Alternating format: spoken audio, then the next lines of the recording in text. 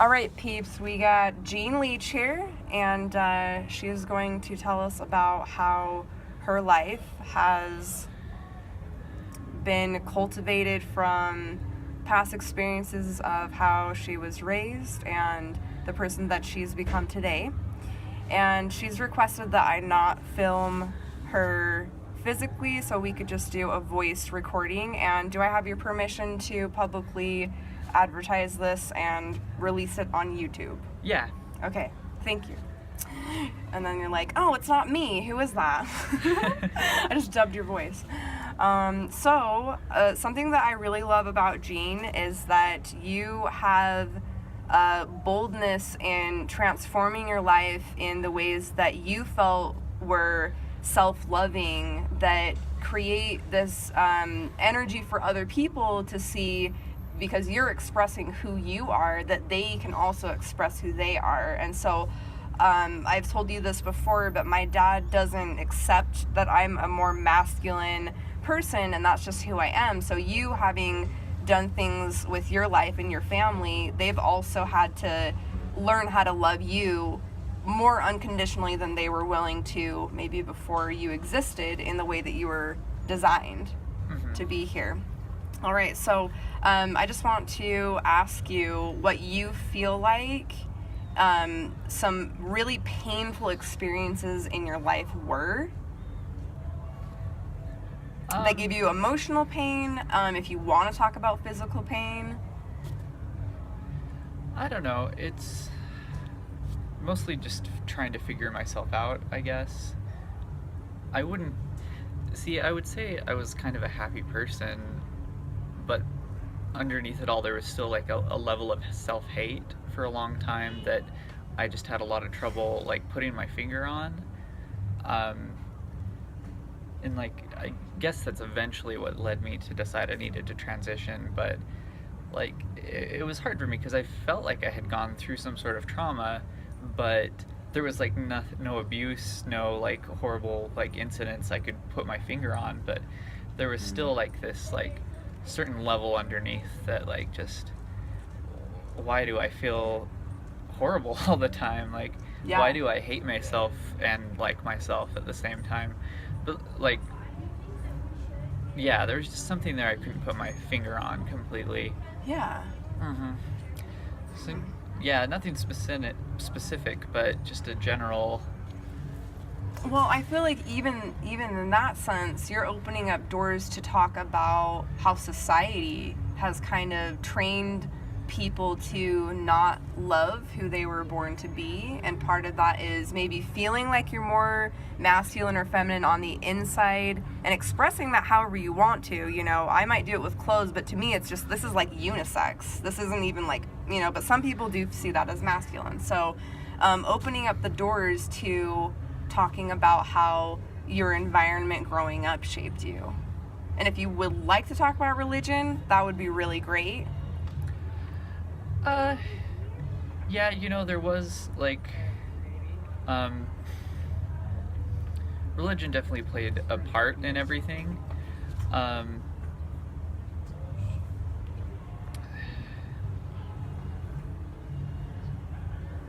It's just a hard thing to articulate. You know, like, it is what it is.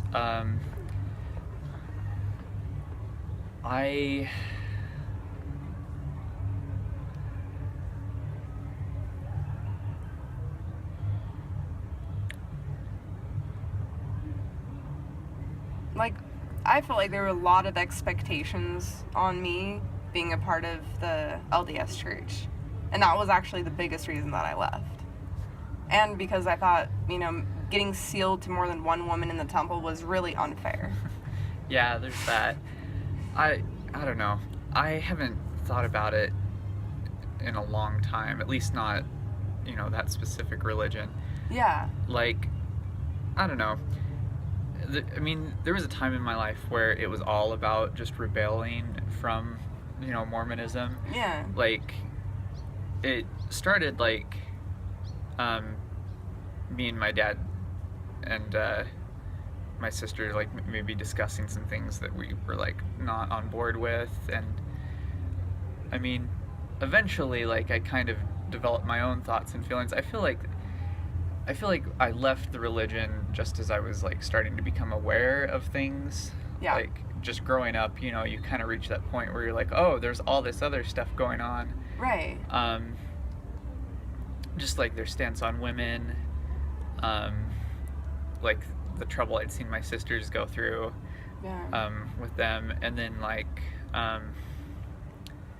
just trying to be put into a box Yeah. of you're gonna dress up and go to church and go on a mission and do all this stuff for this religion, and at 8 pledge your life to this religion that you don't know much about. Yeah. But I don't know. So yeah, when I was like 16, 15 is when I left the church. Cool. Just started exploring things on my own. No, it was a really hard time. My mom's still Mormon. One of my sisters is still Mormon. So like for a while that kind of created a schism within my family that was kind of hard to deal with, and I think I had to like get away from it before I could start to kind of reconcile things. Like, Right. You yeah, have to have like an attachment to see logically what was happening with your emotions while you're inside of something like that. hmm Because it is a cult. That's something that I've actually discovered myself. You know, just the like the way that they dress inside the temple. It looks very similar to the FLDS, and that was kind of the things just like that helped me kind of break off my wanting to follow and instead lead my own philosophy. And since we were talking about that before the interview, I wanted to actually ask you if you have something that's more solid right now, would you want to express what your current philosophy is on life? Like it went through a lot of things.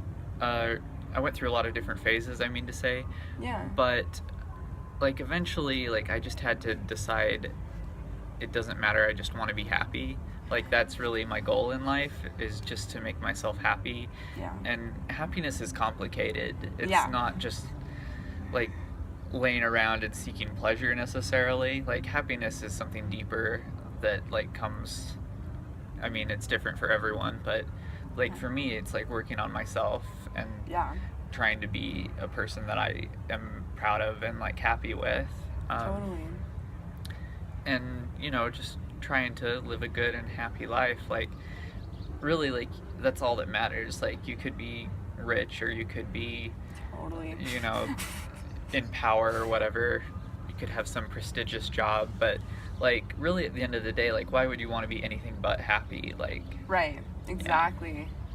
Yeah, you're saying some very key things here.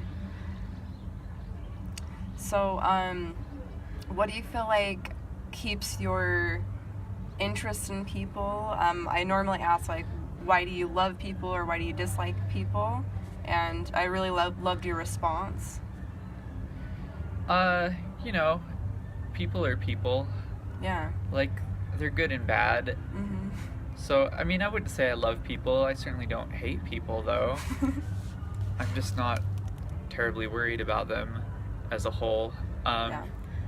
I guess, no, just like keep people who are good, like close to you, and like people who are toxic, like push them away. I mean, Absolutely.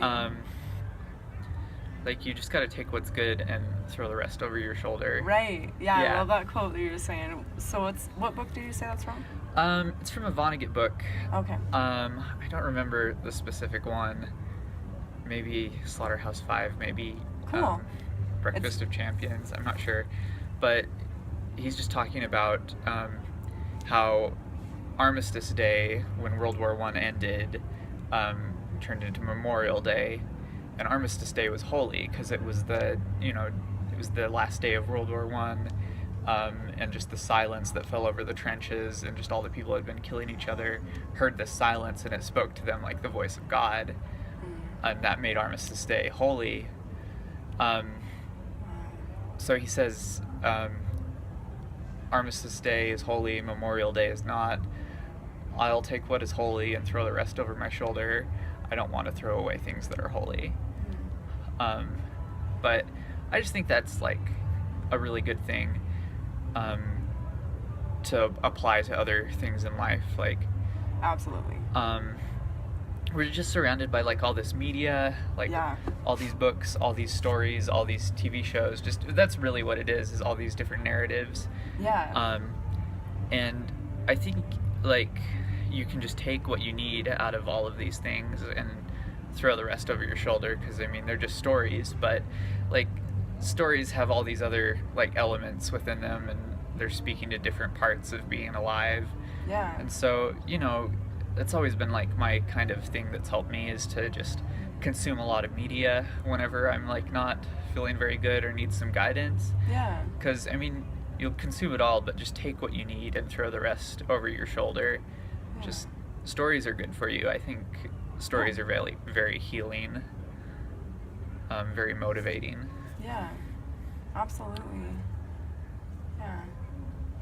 All right. Well, I think we are good on the time. Do you feel like you shared everything that you want to share? Yeah.